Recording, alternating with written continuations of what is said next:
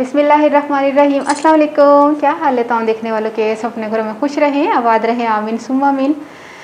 ये लीजिए, मैं आ ही गई पंजाबी दा किचन में 20 दिन के बाद। 20 दिन मैंने खूब रेस्ट किया। अब आप बोलेंगे रेस्ट क्यों किया? रेस्ट नहीं किया, गर्मी बहुत थी और गर्मी में कौन जाता है किचन में, तो मैं तो किचन में नहीं गई। और ईद के दिन जो है वो 2-4 दिन तो हमने ईद मनाई, उसके बाद हमने शवाल के रोज़े रखे, उसके बाद गर्मी थी, उसके बाद परेशानी थी। परेशानी ये थी कि मुस्काती लाइफ का मसला जो है हल कराने के लिए मुझे बहुत सा प्रॉब्लम हो रहा है और उसको सही करवाने के लिए मैं गई हुई थी। उन्होंने क्या कहा कि मैंने नया चैनल खोल लिया ना कि भाई मैं बहुत परेशान हूँ, मेरे पास टोटके हैं और मैंने अपलोड करने होते हैं लोगों को आसानी के लिए, तो मैं क्या करूँ। तो उन्होंने कहा कि आप जब तक ये ठीक नहीं होता मुस्काती लाइफ, तो आप दूसरा चैनल जो है ना वो खोल लें। अब दूसरा चैनल मैंने मुस्काती ज़िंदगी विद आलिया के नाम से जो है वो ओपन किया है और उस पर अब आपने आना है। वहाँ पर मैंने टोटके बहुत से अच्छे टोटके बताएं जो आपको बहुत ज़्यादा उसकी ज़रूरत है, जिन टोटकों की, और जो आप चाहते हैं कि ये वाला टोटका हम बताएं आपको, वो उस पर भी आप कमेंट्स कर सकते हैं, तो मैं वो आपको बताऊँगी। जिसमें मैंने पसीने की जो नागवार बदबू है उसको दूर करने के लिए टोटका बताया, गर्मी दानों को, तमाम चीज़ें ऐसी हैं कि जो आपके काम आने वाली चीज़ें हैं और आसान टोटके हैं, इतना खर्चे वाले टोटके है ही नहीं ना।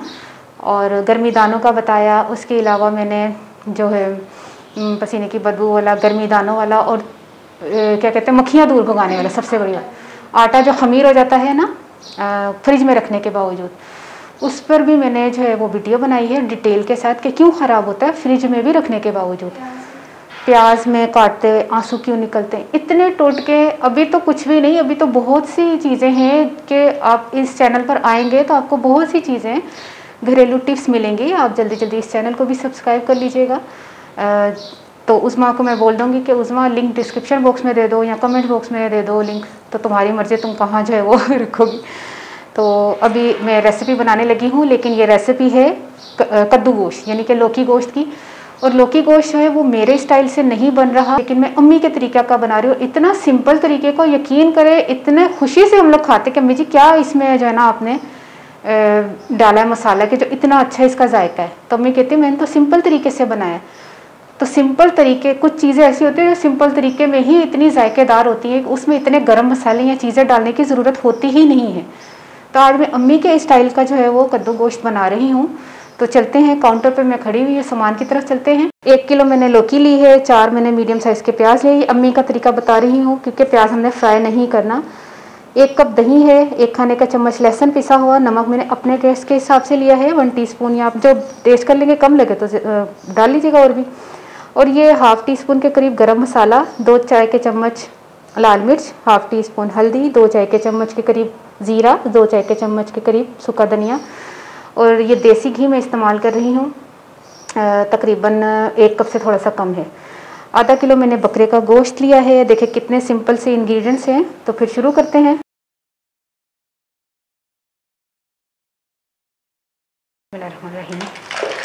सबसे पहले जो मैंने आपको बताया था ना प्याज, उसको जग में चला के थोड़ा सा पानी डाल के इसका जो है ना पीस लेना है। इसको हमने प्याज को डाल दिया, इसमें ये सारी चीज़ें जो आपको बताएंगे, बिस्मिल्लाह, और लहसुन भी बहुत नहीं, मैं नहीं पाया अदरक। मम्मी कहते ना आबादी नहीं होता तो ज़रूरी भी नहीं है, पा लो अगर दिल करता है पा लो। नमक भी मैंने डाल दी, ठीक है। अब क्या करना है, बिस्मिल्लाह, गोश्त भी डाल देना है। गोश्त डालने के बाद इसको हमने पकने के लिए रख देना है। अच्छा, इसको हमने पकने के लिए रख देना है। अब चलते हैं जो कद्दू है उसकी तरफ। अच्छा, 1 कप पानी डाल के उसमें ½ टीस्पून हमने हल्दी डालनी है और उसमें हमने कद्दू गलने के लिए रख देना है। तो कद्दू को हम अलग गलाएंगे, ना कि हम गोश्त में, ठीक है, ये अलग गलेगा। अच्छा, ये देखिए कद्दू गल गया है और गोश्त को थोड़ा टाइम लग रहा है, जो जल्दी गल गया है। इसका चूल्हा बंद कर देते हैं। गोश्त गल चुका है। अब इस टाइम पर हमने दही डाल देना है, फेंट कर दही डाल दें। चलो जी, इसी टाइम पर हमने घी डाल देना है। अगर दूसरा घी डालना है तो दूसरा डाल लीजिएगा, मैंने जो है वो देसी घी डाला है, ठीक है। अब इसको हम अच्छी तरह पहले भूनते हैं, फिर इसमें कद्दू शामिल करेंगे। गोश्त अच्छी तरह माशाल्लाह से भून लिया है। अब ये जो हमने कद्दू गला के रखा हुआ था हल्दी में पानी में डाल के, ये पानी समेत डालना है, ठीक है। अब हमने क्या करना है, 2 मिनट हमने इसको तेज़ फ्लेम पर पकाना है, फिर 10 मिनट का इसको दम दे देना, ठीक है। ये देखें कद्दू गोश्त जो है वो अम्मी के स्टाइल का तैयार हो गया है। इसमें हमने हरी मिर्चें डालनी है और गरम मसाला और हरा धनिया। ये माशाल्लाह से तैयार हो गया है। अब आपने ट्राई करना है ज़रूर।